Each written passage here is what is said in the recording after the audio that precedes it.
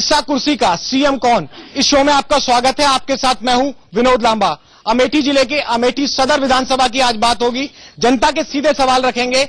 अमेठी जो गांधी परिवार का गढ़ कहा जाता है, पिछली बार यहां सपा ने भी अच्छा प्रदर्शन किया था, लेकिन इस बार चुनावों में रिपोर्ट कार्ड क्या है सपा के विधायक का, उनके प्रतिनिधि से पूछेंगे। इसके अलावा जनता के सीधे सवाल भी पूछे जाएंगे तमाम प्रतिनिधियों से जो तमाम पार्टी से यहां आए हैं। रमाशंकर जी, यही सवाल सबसे पहले होता है कि जो मौजूदा सरकार होती है, आप उनके प्रतिनिधि हैं और विधायक भी चुने गए, आपके एमएलए साहब यहां से जिस तरह से कार्य करके निकले हैं, क्या आपको उम्मीद है कि जनता दोबारा भरोसा करेगी? किस रिपोर्ट कार्ड के साथ आप जनता के बीच में जाएंगे?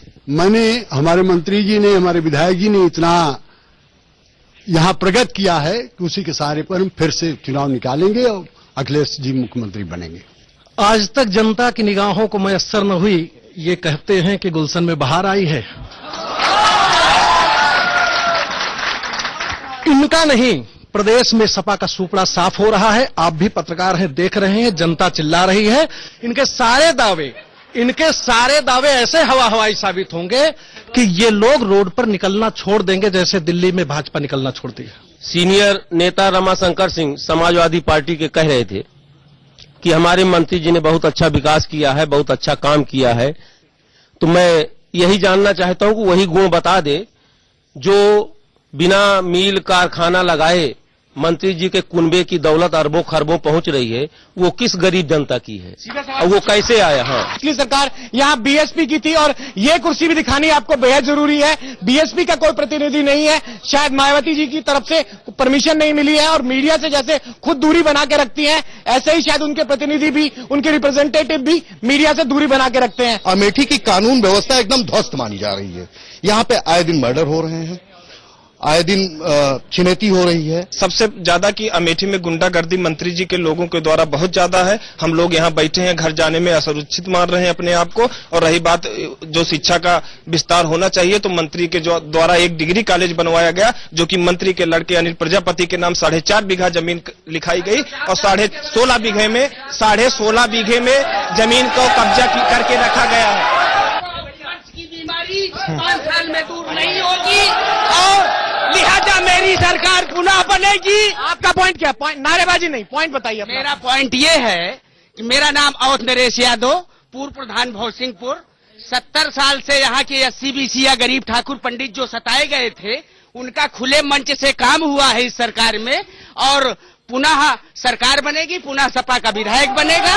यहाँ इसको कोई रोक नहीं सकता। अमेठी की जनता को चाहिए रोजगार चाहिए। वो हमारे जितने भी नए, देख लीजिए, जितने भी नए लड़के हैं नौकरी नहीं पाए, ठीक है, रोजगार नहीं मिला। सर, एक जवाब ये दिया जाए, जो बीपीएल व्यवस्था रखी जाती है सरकार की तरफ से, सर, जो बीपीएल व्यवस्था रखी जाती है सरकार की तरफ से, वो गरीब विचारों के लिए रखी जाती है। तो माननीय मंत्री जी के यहाँ के भी लोगों का नाम बीपीएल सूची में, क्या ये उचित है? एक लैपटॉप वितरण की बात की थी। 5 साल की गवर्नमेंट होती है, 5 साल की गवर्नमेंट में क्या सिर्फ लैपटॉप 1 साल वितरित किया जाता है? और दूसरा क्वेश्चन है मेरा, लैपटॉप बहुत इंपॉर्टेंट इशू है। लैपटॉप को लेके बहुत वाहवाही हुई थी। सवाल यूथ ये पूछ रहा है कि 5 साल की सरकार बनी है, पहले साल आपने लैपटॉप वितरण कर दिया, बाकी 4 साल उसका वितरण नहीं हुआ और जो स्कीम, सबसे इंपॉर्टेंट स्कीम थी आपकी, उसको रोक दिया गया। नहीं, वितरण किया जा रहा है, मेधावी छात्रों को किया जा रहा है। मेधावी जो छात्र हैं हमारे 60% से ऊपर, उनका लैपटॉप फिर से यूथ कह रहा है कि पहले साल किया गया, बाकी के 3 साल में नहीं किया गया। सबका किया गया था। हम कह रहे हैं कि 5 साल पे उंगली उठा रहे हैं। 60 सालों में इन्होंने क्या किया? जब से विधायक थी कांग्रेस क्या किया? ये माननीय मंत्री जी ने अपनी विधायक निधि सार्वजनिक की है। माननीय मंत्री जी ने अपने विधायक निधि सार्वजनिक की है। इनको मैं चैलेंज कर रहा हूं कि अपने 60 साल के विधायक निधि सार्वजनिक करके दिखाएं। अमेठी में कोई नहीं हुआ विकास, कांग्रेस ने किया था। कांग्रेस की देन है कि अमेठी में सब कुछ है। समाजवादी पार्टी ने नहीं किया। समाजवादी पार्टी ने कुछ भी नहीं किया। सर, जो नई सड़कें बनाई गई हैं कांग्रेस के द्वारा बनाई गई, जो नहर बनाई गई है कांग्रेस के द्वारा बनाई गई। इनसे पूछ लिया जाए कि कितनी सड़कें इन्होंने अपने समय में नहीं बनाई है। धौरहरा में एक नौजवान को मार दिया जाता है, अमेठी में एक नौजवान को मार दिया जाता है, दान बहादुर यादव को मार दिया जाता है और मंत्री का बेटा लड़की लेकर भाग जाता है। लड़की आज तक गायब है। कल आपके न्यूज चैनल पे वो चिल्ला रही थी, रो रही थी, उसके साथ इंसाफ कौन करेगा? ये सब झूठा आरोप, ये सब मंगलंद है। पिछले 5 साल में एक भी अस्पताल, एक भी सड़क, नई सड़क, एक भी स्कूल, एक भी कॉलेज, एक भी बिल्डिंग अमेठी में बनाई हो तो बताइए।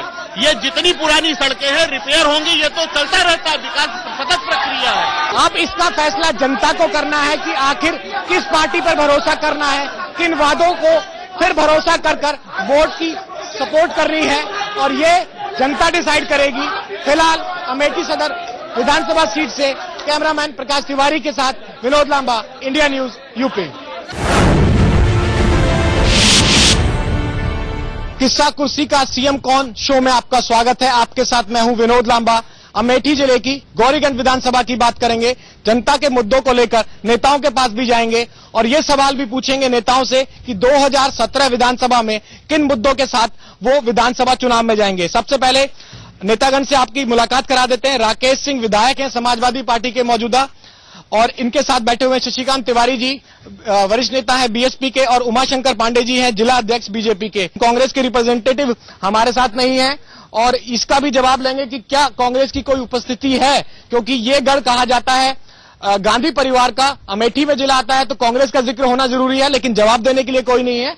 ये जवाब भी पूछेंगे। सबसे पहले आपसे विधायक जी सवाल करते हैं। जो सवाल जब मेरे जहन में उठे, जब मैंने यहाँ के लोगों से पूछे आपके पास आने से, 4 मोटे मोटे पॉइंट है। पीने के पानी की सप्लाई बंद हो चुकी है, डॉक्टर नहीं है, खास तौर से जो महिला चिकित्सक हैं उनकी कमी है, लॉ एंड ऑर्डर वो पूरे प्रदेश की समस्या है आपकी, एक पर्टिकुलर विधानसभा की भी छोड़ दीजिए आप। भ्रष्टाचार का भी मुद्दा है, खासतौर से गौरीगंज में जो लोगों ने मुझे अब तक फीडबैक दिया, और AK-47 तक चल चुकी है आपके विधानसभा में, आपके इलाके में। AK-47 कहाँ चली है इसका संज्ञान तो हमको नहीं है। पानी के पीने की व्यवस्था की जहां तक बात है, जब से मैं विधायक हुआ हूं, विधायक निधि से, जिला योजना से, मुख्यमंत्री जी की त्वरित विकास निधि से लगभग 1700 नल इस विधानसभा में स्थापित करवा चुका हूं। पानी की सप्लाई नहीं है, जो पानी का व्यवस्था तो हुई, लेकिन लोगों के घरों तक पानी नहीं पहुंच रहा है। जो सप्लाई चेन थी उसमें या ब्लॉकेज है या जिस तरह से पानी नहीं जा पा रहा है। ऐसा कहीं नहीं है। अभी कुछ दिन पहले बरना टीकर के लोग यहाँ बैठे हैं, वहाँ एक ओवरहेड टैंक बचा था, पानी वहाँ सप्लाई भफ्ट थी, पूरी तरफ रही थी। मेरे विधायक होने के बाद वहाँ लाइन 1 किलोमीटर बढ़ाई गई, वहाँ पानी की सप्लाई ठीक की गई, हर जगह पानी की सप्लाई सुचारू रूप से संचालित हो रही है। यहीं से इसी सीट को रिप्रेजेंट कर रहे थे बाबू जंग बहादुर सिंह जी। उनके बेटे दद्दन सिंह को AK-47 से या AK-47 के ही जैसे ही किसी असलहे से मारा गया है। 60 राउंड 50 राउंड गोली पुलिस के रिकॉर्ड में है, और उसमें जो मैं तो आम ना पुलिस का कोई नुमाइंदा हूं ना कुछ हूं, लेकिन जो क्षेत्र की बातें हैं वो विधायक जी बेहतर जानते हैं, इनकी सरकार बेहतर जाती है। मथुरा में एक समाजवादी पार्टी का गुंडा राम वृक्ष यादव समाजवादी पार्टी की सरकार के मंत्री के सह पर, और वहां 2 साल तक जबरन कब्जा किए रहा, और जब हाई कोर्ट और सुप्रीम कोर्ट के आदेश पर उसको उस जमीन को खाली कराने के लिए वहां पुलिस गई तो मृदुल द्विवेदी SP की हत्या हो गई, वहां के SO की हत्या हो गई, और कई पुलिस वाले जख्मी हो गए। और वहां पर लॉ एंड ऑर्डर किस प्रकार से फेल हुआ है, ये पूरा उत्तर प्रदेश ही नहीं पूरा देश जानता है कि किस प्रकार से उत्तर प्रदेश की स्थिति बनी हुई है। कोई सवाल है आप जो सीधा इस मंच के माध्यम से इस इलाके के विधायक से आप पूछना चाहते हैं? सवाल मेरा है कि जब 22 घंटे बिजली तेजभान सिंह देते थे, भाजपा के विधायक होता था, भाजपा की सरकार होती थी, तो इन्होंने स्ट्राइक किया था, गौरीगंज बंद किया था। इनके रिजीम में कभी 4 घंटे आई, कभी 6 घंटे आई, उसके बाद इन्होंने कोई सुधार नहीं किया। लेकिन जितनी पब्लिक यहाँ पर है, हर पब्लिक जानती है कि बसपा और बीजेपी की जब सरकार तालमेल में थी तो 1 हफ्ता रात 1 हफ्ता दिन ये बिजली आया करती थी। आज तो रात और दिन भी बराबर आ रही है। तो सुधार हुआ है? जी हाँ। विकास के हिसाब से वोट होती है। अभी भाई साहब ने कहा मैं किसी पार्टी का नहीं हूं, लेकिन उन्होंने कहा कि अगर समाजवादी पार्टी काम नहीं करती तो इसको खत्म कर देना चाहिए। वास्तव में बहुत नजदीक समय है कि यह खत्म हो जाएगी, बहुत ही नजदीक समय है। मोदी जी ने इतने पूरे देश भर में अभियान चलाया, उसके लिए आपके बगल में बिल्कुल मैं चाहूंगा कि उस तरफ एक कैमरा दिखा दें, और बगल में गंदगी है, क्या इसके लिए इन्होंने क्या किया और इसके लिए क्या करने वाले हैं? विधायक जी सवाल को नोट कर लीजिएगा, और कोई सवाल भी लेंगे, ये भी दिखाएं कैमरामैन से, हम कहेंगे ये लोकेशन भी दिखाएं। कोई और सवाल हो जो पूछना चाहेंगे किसी भी नेता से? कहा था कि नहीं बस किसानों की कर्जा माफ कर देंगे, लेकिन कर्जा माफ हुआ केवल LDA वालों का, जिसमें कोई किसान जाता ही नहीं बैंक में। उस बैंक में कोई किसान जाता ही नहीं है।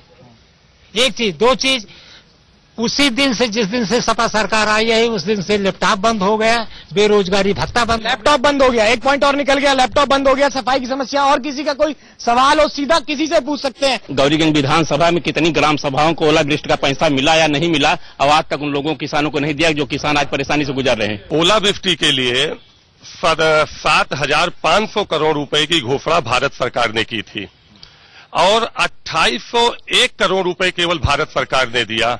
अब ये कांग्रेस वाले सपा से पूछ रहे हैं, जबकि इनको पूछना चाहिए भाजपा से ये सवाल। समाजवादी पार्टी की सरकार ने और यहाँ के प्रशासन ने चाहा उन गांवों में पैसा बांट दिया और जिन गांवों को नहीं चाहा उसमें पैसा नहीं बांटा। और अगर केंद्र सरकार ने पैसा नहीं दिया है, भाई भतीजावाद क्या क्या कहना चाहते हैं? मेरा ये कहने का मतलब सिलेक्टिव, इन्होंने सिलेक्ट किया कि इन गांवों को बांटा जाए, इन गांवों को नहीं बांटा जाए। एक बात। दूसरी बात यह है कि अगर पैसा केंद्र सरकार ने नहीं दिया था तो आज तक राज्यसभा या लोकसभा में समाजवादी पार्टी के किसी भी सांसद ने इस प्रकार का कोई सवाल क्यों नहीं उठाया? सवाल क्यों नहीं उठाया? लोकसभा में भी इसको उठाया गया है और इस पे सत्र में 2.5 घंटे का विशेष चर्चा हुई है। कांग्रेस के भी अशोक दुबे जी आ चुके हैं।